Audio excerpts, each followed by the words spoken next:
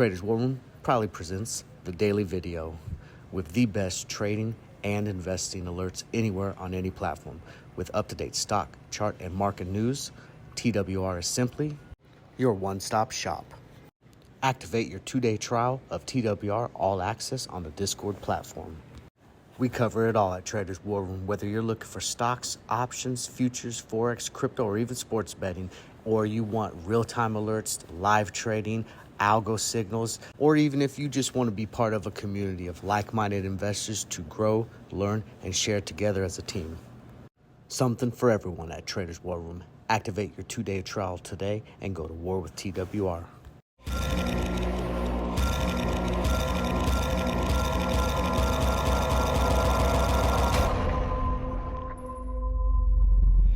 Stay tuned at the end for TWR Hot Products and Services, Thirsty Thursday, and Lotto Picks. Alert update. First up, I want to talk about our SPX and NDX Algo. And I know I talk about this one a lot, but man, this thing is so consistent and so profitable. What's cool about this is that no other server has something like this because we're utilizing machine learning and artificial intelligence. That technology is being utilized with pattern recognition, which is just a fancy way of saying that it tries to become smarter and smarter, and it acts like a stock terminator. And as they say, the proof is in the pudding. Now, you can look at this right here. You can see the NDX one went for 15% profit, and the SPX one went for 22% profit. Guys, we make these easy. Part of that machine learning AI that we have in it is it trails the market. So it basically gives you a play-by-play while you're in the trade until you exit the trade. So all you have to do is follow the bouncy ball. Some other trades, we went ahead and did a day trade on SPY. We took that 400 put, went from 65 to 98, called it a day, and took the money. And then we went ahead and closed out another part of our position on gold. It was trending above the dollar, and we want to make sure we capitalize when we're green. We entered that 82, and you can see we've been eating off of this for a minute, and we entered that a while ago. So this has been a good trade. Anytime we get some of that volatility in the market, gold is always a good place to go and try to make some money. And I wanted to highlight my boy Shiner here because he is teaching you scalpers how to scalp. Guy, he is a fantastic trader. And yes, he's a very quick trader, but he's scalping. Look at these trades, okay? Look at this. 10 times SPY, 402 calls, enter 174. Boom, he's out 9 minutes later, $180 profit. Again, another SPY trade, boom, 403 calls, 155. He gets out at 157, but he bought 10 of those, so that's $20 profit. Here's another one. Again, very quick trade. 403 calls, entered at 155, out 159, times 10, that's $40 profit. Guys, you add that up, that's over $200 in a very short period of time, and that is scalping 101. And I don't show enough love to some of our other analysts on the team. Look at TLM right here. A fantastic trade on BA. He goes in at the 207.5 put, 135 entry. He goes ahead and close out main position right there at 1.6 and go ahead and put the stop loss above break even. You got a risk-free trade, all profit, especially in a choppy market. Can't complain about that. And then one of our most popular ones, because he's the overnight snipe. Look at the trade that he got you into yesterday, okay? There was a couple of them. I want to focus on this snow trade because the other ones made some money too, but the snow trade was absolutely fire. So look at that snow trade right there. Boom, absolutely fire. Taking that from 1 to 230, ain't no complaints right there. That is a fantastic more than 2x trade. You guys, I've said it before, and I'm going to say it again. We have absolutely only the best, and we are your one-stop shop. $100 to $1,000 per day is possible as a Traders War Room market warrior. So quit wasting that money that's not making money and join TWR today. All links are in the description. Hot off the press. Not necessarily market news, but Trump. Right? President Trump, the New York grand jury indicts ex-President Trump in the hush money payment case, and it's looking to go, arraignment is expected on Tuesday. Now, like I said, this isn't necessarily market news. However, Trump was catered towards having one of the best explosive economies during his reign as president. So it'll be interesting to see if some of the stocks that are tied to the Trumpisms and stuff like that, kind of are volatile, or if we get kind of, a weird kind of mix up with a political type of market type of response on this. So it'll be interesting to see what happens with this. But wow, this is, this is unusual for sure. Definitely interesting. And this case will be fun to watch. Bad news in the space exploration front. Virgin Orbit fails to secure funding and will cease operations and lay off nearly the entire workforce. Basically, it's ceasing operations for the foreseeable future after failing to secure a funding lifeline. And CEO Dan Hart told employees during an all-hands-on meeting that he's basically laying off the entire workforce, which is like 90% of everybody. So it'll be interesting to see what happens with this. It recently was a little boom stock, and it's been kind of, a very volatility type of play. It's been having some sharp ups and downs, but this also leaves some space for some other of the stocks that are kind of in this sector. Tesla has some interest in here, Virgin Galactic, and a few other ones. So we'll be seeing some of those space type of stocks and seeing how this plays out in those particular fields. And of course, you got some banking news still circulating the news cycle. China's banking troubles are not the same as Silicon Valley economists say. China's small banks have problems, but they don't carry the same risks as those exposed to the collapse of the Silicon Valley, said the president of the China Center for Internal Economics. Issues at a handful of smaller Chinese banks have emerged in the last few years, and he pointed out that while those Chinese banks' structure and operations were unclear, they did not pose the systemic risks and the volatility that was seen with the SVB and the First Republic and Signature Bank that the U.S. recently saw. Hot trends. So you saw the market up. It gapped up largely in pre-market and stayed up relatively most of the day. We did have some lows, but I will say that it struggled to break out at those top levels. It kept going up to those levels, bouncing around, and kept going lower. So this has me worried about continuation, as I'm thinking that we're hitting buyer's exhaustion. So while we are green across all the indexes, I want you guys to be prepared and have that head on a swivel just in case we get some bear runs going into Friday close and possibly over the weekend. Here's the futures. And again, this also makes me nervous when you see futures that are just booming like this. They're just all bright green. This gets me thinking that this could be a potential bull trap, getting people all excited. They go in, you get a super sharp pump at the bell, and then all of a sudden you get a nice liquidation and people start profit taking, and you get those automatic cascading effects that just drive the market down. So just be cautious with the futures. Bright green right now. We'll play the trend and we'll follow the big money as always, but I want you to guys be ready to be able to pivot and make sure you guys can turn on a dime, okay? So take profits when profits are given and be ready to hop in with the trend. Here's your hot trending stocks. And as I told you, along with that President Trump indictment stuff, what are the number one and number two stocks? Boom, right there. DWAC and Rumble, which are, tied to the Trump campaign and, some of the right ideology and politics and stuff like that. So definitely paying attention to DWAC, paying attention to Rumble, and we're paying attention to some of these other ones too. DraftKings, we're interested in EVGO. That just had some big news. We're interested in XPON, and we're interested in this XPXL, and of course SPY, and a few of the other ones. We'll cover some of those charts here shortly in the chart section.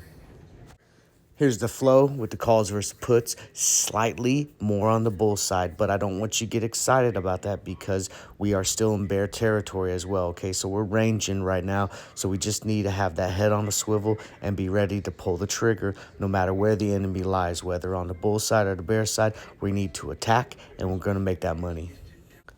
Here are all of your top gainers for the day. I'm interested in SCYX. Now, I look at this stock. This has been beat up here for a while. This could be very similar to like a Vikings therapeutic, okay? Paying attention to SCYX, because when this moves and it gets volume and it gets a lot of interest, especially if they have a catalyst, and we'll cover this chart here shortly, but this could definitely be something that likes to pop, and it pops hard. So it would be a decent possible 2x, maybe even 3x if it gets some wing underneath its sails, but it'd be a cheap in and out to make some money. Here's your top losers on the day. And what I love about the losers is that, especially when you see things that take a huge knee-jerk reaction, for example, looking at GMVD or CYXT, right? Those things pop down, almost 40%, right? A lot of times, once they level out at the level that they're going to kind of stay and you start to see some consolidation, they'll be able to reject those bottom lines and make back some of that. So it gives you a good opportunity for nice rejection and bounce plays. So we don't count these losers out. We utilize them as fuel to go ahead and catch the bounce up so that we can make back some of the losses that they had from overreaction. Here's your most active, and these are the movers and shakers that everybody was trading around. Of course, you got your leverage cues. Tesla was booming around as well. We're starting to see Boyle pick up a little bit with this energy kind of thing that's moving around. Of course, the semiconductors are hot as well. And Intel, man, Intel has actually been doing pretty good. You got to put this on your radar, INTC, because this thing has been kind of popping a little bit. The reports on Intel was that, it's one of the worst semiconductor, tech stocks out there and blah, blah, blah. But then the analysts are starting to flip their script. They're saying, well, they're not as bad as they seem to be. They got, some steam kind of running their engine a little bit here. So definitely paying attention to that as well. Of course, some of the bank stocks, and we got to look at BABA. We got to consider BABA, man. That Chinese news is popping, but I'm thinking it pushed a little too much. We might have to start looking for the short side. And your volatile stocks. And we love volatility, guys. This is what gives us those dramatic pushes that make people money. You can see right there the FCNCA. Of course, that's a bank name. They're the ones that took over, I believe, First Republic, or bought into the SVB, actually. I'm sorry about that. We're also seeing some movement on RH. They had a huge report on RH about, issues with that company. So we could see some downside pressure there, and a few of these other ones too. Lulu, it's looking like we probably might be pulling back. I mean, it surged pretty hard, but kind of like Nike. Nike pushed hard as well, and then you saw the pullback when reality kicked in, right? So we're paying attention to these and seeing how some of this volatility can play in our favor to make dramatic money. Here's your top open interest on stocks.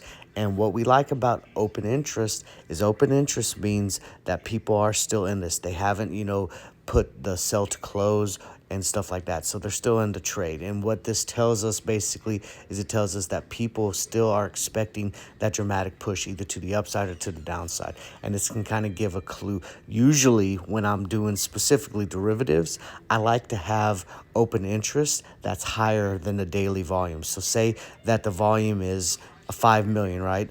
But the open interest is 10 million.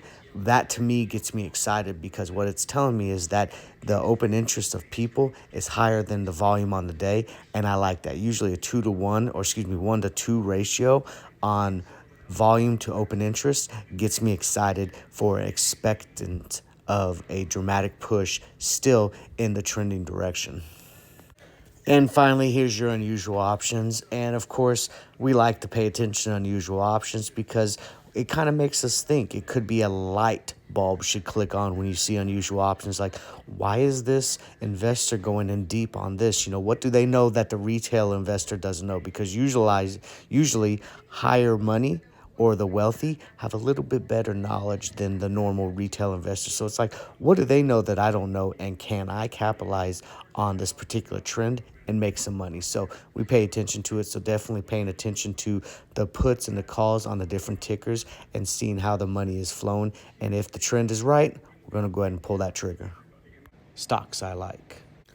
All right, so let's talk about SPY. SPY absolutely crushed up today, but it was kind of hitting some of those higher levels and pulling back a lot, which tells me that potentially we got some buyer's exhaustion going on. So of course we're going to remain bullish until we're told not to be, right? Because we're in an obvious near-term bull trend, but we got the top line trigger at 406 and we got the bottom line trigger at 402.50.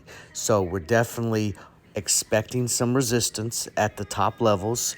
And with one of these triggers, if the trend to the bull side triggers, then we gotta respect the trend, and we'll go ahead and look for some continuation to the upside, tackling in some recent new highs. But if we pull back and we fail at that upper level, we're expecting to come to and potentially through the 402.50. What did I tell you about President Trump, right? Here's that DWAC, and it's definitely trending hard. So we're going to go ahead and put some triggers on here, 1525 to the upside, and we're going to go ahead and go at 1400 for that $14 for that psychological push to the downside, because as fast as this pops, this can also come back down just as easily. Another one, look at that right there, Rumble, okay? Rumble's been pretty popular. It's a YouTube type of alternative that allows for uploading on videos. It doesn't have the type of capabilities that, Google has, but it is another option. I put videos on there as well. They just don't get as many views because it doesn't have as many, rotating people in and out of it. But we're looking at 1150 for pushing back to the upside and 1025 for pullback continuation to the downside. EVGO, we like this trade. We're looking at 725 to the upside and 685, 675 if you want to be a little more conservative for the downside. This absolutely destroyed some earnings. However, it does like to go up, but it does like to pull back very quickly as well. So we would be expecting to pull back from the recent push it had. I mean, it's pushed pretty decently here in the past couple of days. So the cool down period would be expected from this particular ticker. However, if we get the break to the upside, let's just respect the trend and we'll follow the break and see what happens. DraftKings definitely trending here recently. We like DraftKings to the upside past $19. Being careful though, because we might hit that resistance at that $19.15 or above. But $19, a good solid close on a 5-minute or 15-minute chart above that, gives us the good feeling for continuation to the upside. Could see 20, 22, right? We get the push down to the downside, 1863, maybe 1860 or 1850, and we're looking for continuation back down to the downside, usually about $1 to $2 movement either way if we get the break with the trigger. And now up next, our Lotto picks. Guys, these are straight Lotto picks. These are going to be extremely volatile. And if you go into these, make sure that you either A, have time to watch and focus on the market, and B, give yourself some time to make tactical decisions in case the trade goes against you. Apple has been absolutely booming, okay? And so we're looking at Apple for possible continuation to the upside. However, I'm looking at this right here. We just recently broke out of that 55, 58 range, and I am looking for Apple to give some resistance here at the current level and get a little pull down. So for a Lotto pick, I'm actually choosing to go with the put side of the house on Apple. 160 contracts look good to me, or short in the stock for $2 to $3 movement back down to the downside.